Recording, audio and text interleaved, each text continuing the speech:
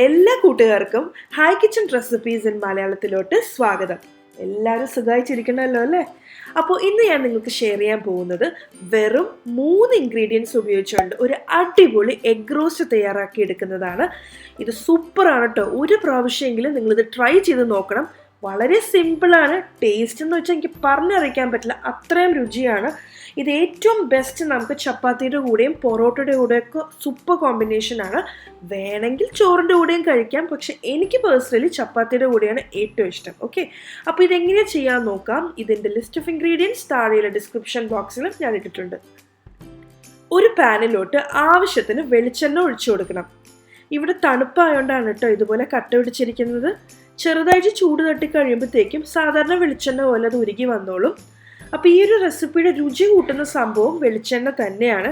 ഇനിയിപ്പോൾ ഇതിൻ്റെ രുചി ഇഷ്ടമില്ലാത്തവർക്ക് സാധാരണ സൺഫ്ലവർ ഓയിലും ഉപയോഗിക്കാം. അങ്ങനെ എണ്ണ ചൂടായി കഴിയുമ്പം നമുക്കിതിലോട്ട് ആവശ്യം പോലെ കറിവേപ്പിലയും എരിവനുസരിച്ച് പച്ചമുളക് അരിഞ്ഞതും ചേർത്ത് കൊടുക്കാം. ഞാനിവിടെ 4 വലിയ പച്ചമുളകാണ് അരിഞ്ഞിട്ടിട്ടുള്ളത്. അപ്പോൾ എൻ്റെ കയ്യിലുള്ള പച്ചമുളകിന് അധികം എരിവില്ലാത്തതുകൊണ്ടാണ് ഞാൻ അത്ര എടുത്തിട്ടുള്ളത് കേട്ടോ. അപ്പോൾ നമുക്ക് ജസ്റ്റ് ഒന്ന് ഇതുപോലെ അങ്ങോട്ട് ഇളക്കി കൊടുക്കാം. നമുക്കിതിലോട്ട് 2 വലിയ സവോള നീളത്തിൽ അരിഞ്ഞത് നമുക്ക് ചേർത്ത് കൊടുക്കാം. അപ്പോൾ ഇത് ചേർത്ത് കൊടുത്തിട്ട് നമുക്കൊരു മീഡിയം ഫ്ലെയിമിലിട്ടിട്ട് അങ്ങോട്ട് ഇളക്കിയെടുക്കാം. അങ്ങനെ ഇളക്കി നന്നായിട്ട് ക്യാരമലൈസ് ചെയ്തെടുക്കണം ഈ സവോള. ക്യാരമലൈസ് എന്ന് ഉദ്ദേശിക്കുന്നത് നല്ലൊരു ബ്രൗൺ കളറാക്കി എടുക്കണം, കരിക്കരുത് കേട്ടോ. പക്ഷെ നല്ലൊരു ബ്രൗൺ കളറാക്കി എടുക്കണം. ആ ഒരു ക്യാരമലൈസ്ഡ് എഫക്റ്റാണ് നമ്മുടെ എഗ് റോസ്റ്റിനൊരു പ്രത്യേക രുചി കൊടുക്കുന്നത്. ഓക്കെ, ഇതിൻ്റെ കൂടെ ഞാൻ ആവശ്യത്തിന് ഉപ്പും കൂടെ ചേർത്ത് കൊടുത്തിട്ടുണ്ടായിരുന്നു. ഉപ്പ് ചേർത്തിട്ട് നമ്മൾ ഇളക്കിയെടുക്കുകയാണെന്നുണ്ടെങ്കിൽ പെട്ടെന്ന് തന്നെ ബ്രൗൺ കളറായി കിട്ടും കേട്ടോ. അതിന് വേണ്ടിയിട്ടാണ് നമ്മൾ ആദ്യം തന്നെ സവോളയുടെ കൂടെ ഉപ്പ് ചേർത്ത് കൊടുക്കുന്നത്. ഇപ്പം നല്ല ഗോൾഡൻ കളറായി വന്നിട്ടുണ്ട്. ഇനി നമുക്കിതിലോട്ട് ആവശ്യത്തിന് പൊടികൾ ചേർത്ത് കൊടുക്കാം. അപ്പോൾ നിങ്ങൾ വിചാരിക്കേണ്ടാവും 3 ചേരുവകൾ എന്ന് പറഞ്ഞിട്ട് പിന്നെ എന്തിനാണ് പൊടികൾ ചേർക്കണേന്ന്. ഞാൻ ഉദ്ദേശിച്ചത് 3 പ്രധാന ചേരുവകൾ എന്നാണ്. അതായത് സവോള, പച്ചമുളക്, കോഴിമുട്ട. നമ്മൾ ആദ്യം ചേർത്തിട്ടുണ്ടായിരുന്ന കറിവേപ്പില ജസ്റ്റ് പൊട്ടിച്ചിട്ട് കൊടുക്കുക. പൊടികളാണെങ്കിൽ ഒന്നും ഇടിക്കാനും ചതയ്ക്കാനൊന്നും ഇല്ല, കുപ്പിയിൽ നിന്ന് ഡയറക്റ്റ്ലി ചേർത്ത് കൊടുത്താൽ മതി. നമുക്കതൊന്നും വലിയ മെനക്കെടുള്ള കാര്യങ്ങളൊന്നും അല്ലല്ലോ. നമുക്ക് ഇതിലോട്ട് 1 ടീസ്പൂൺ കാശ്മീരി ചില്ലി പൗഡർ ചേർത്ത് കൊടുക്കാം. മുളക് പൊടി ചേർക്കുമ്പം ഓരോരുത്തരുടെ എരിവനുസരിച്ചാണ് ചേർക്കേണ്ടത്. പിന്നെ 1/4 ടീസ്പൂൺ മഞ്ഞൾപ്പൊടി, 1/2 ടീസ്പൂൺ മല്ലിപ്പൊടി, പിന്നെ കുറച്ചും കൂടി വെളിച്ചെണ്ണ ഒഴിച്ചു കൊടുക്കുവാണ്. കാരണം കുറച്ച് എണ്ണയുടെ കുറവ് തോന്നി. നമുക്ക് ഈ പൊടിയൊക്കെ ഇട്ട് നന്നായിട്ട് അങ്ങോട്ട് അതിൻ്റെ പച്ചമണം മാറി കിട്ടണമെങ്കിൽ ഇച്ചിരി എണ്ണ വേണമെന്ന് എനിക്ക് തോന്നുന്നു. അതുകൊണ്ട് കുറച്ചുകൂടെ എണ്ണ ഇട്ടിട്ടാണ് ഞാൻ ഇതേപോലെ നന്നായിട്ട് ഇളക്കി നമ്മൾ ചേർത്തിട്ടുള്ള പൊടികളുടെ ആ ഒരു പച്ചമണമൊക്കെ മാറി കിട്ടുന്നവരെ ഇളക്കിയെടുക്കുക. അതിന് ഒരുപാട് സമയമൊന്നും വേണ്ട കേട്ടോ, പെട്ടെന്ന് തന്നെ ആയിക്കോളും. എന്നാലും ഒരു മീഡിയം ടു മീഡിയം ലോ ഫ്ലെയിമിൽ ഇട്ടിട്ട് നന്നായിട്ട് ഇളക്കിക്കൊണ്ടിരിക്കുക. ആ ഒരു സ്മെല്ല് നല്ലൊരു സ്മെല്ല് വരുന്നവരെ ഇളക്കിക്കൊണ്ടിരിക്കുക.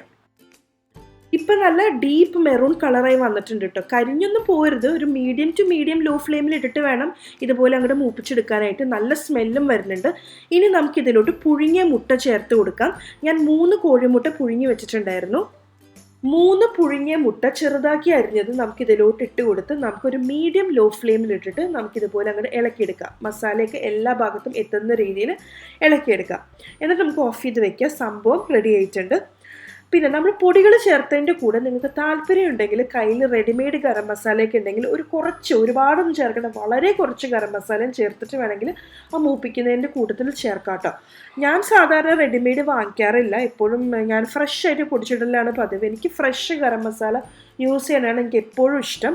അപ്പോൾ ഈ കറിയൊക്കെ ഞാൻ സാധാരണ ഉണ്ടാക്കുന്നത് മടി പിടിച്ചിരിക്കുന്ന ദിവസങ്ങളിലാണ്. അപ്പോൾ അങ്ങനെയുള്ള ദിവസങ്ങളിൽ മിക്സി എടുത്ത് പൊടിച്ചെടുക്കാനൊക്കെ എനിക്ക് ഭയങ്കര മടിയാണ്. അതുകൊണ്ട് ഞാൻ അതൊന്നും ചെയ്യാറില്ല, ഗരം മസാലയെ ചേർക്കാറില്ല. അത് ചേർക്കാണ്ട് തന്നെ ഭയങ്കര ടേസ്റ്റാണ് കേട്ടോ. അപ്പോൾ നിങ്ങളെല്ലാവരും ഇത് തീർച്ചയായിട്ടും ട്രൈ ചെയ്ത് നോക്കണം. വളരെ സിമ്പിൾ, ടേസ്റ്റി ആൻഡ് ഹെൽത്തി റെസിപ്പിയാണ്. ചപ്പാത്തിയുടെ കൂടെ ഡെഫിനറ്റ്ലി നിങ്ങളെല്ലാവരും ഒന്ന് ട്രൈ ചെയ്ത് നോക്കിയിട്ട് അഭിപ്രായം പറയാൻ മറക്കരുത്.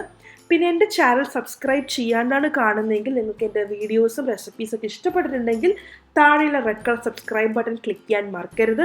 അതിൻ്റെ തൊട്ടടുത്ത് തന്നെ ചെറിയൊരു ബെല്ലൈക്കൺ ഉണ്ട്, അതുകൂടി ക്ലിക്ക് ചെയ്താൽ മാത്രമായിരിക്കും ഞാൻ എപ്പോൾ ഒരു പുതിയ വീഡിയോ അപ്ലോഡ് ചെയ്യുമ്പോഴും നിങ്ങൾക്ക് നോട്ടിഫിക്കേഷൻ കിട്ടും. അതുപോലെ തന്നെ നിങ്ങൾക്ക് ഈ വീഡിയോ ഇഷ്ടപ്പെട്ടിട്ടുണ്ടെങ്കിൽ തീർച്ചയായിട്ടും ലൈക്ക് ചെയ്യാനും ഷെയർ ചെയ്യാനും മറക്കരുത്. Thank you so much for watching. By.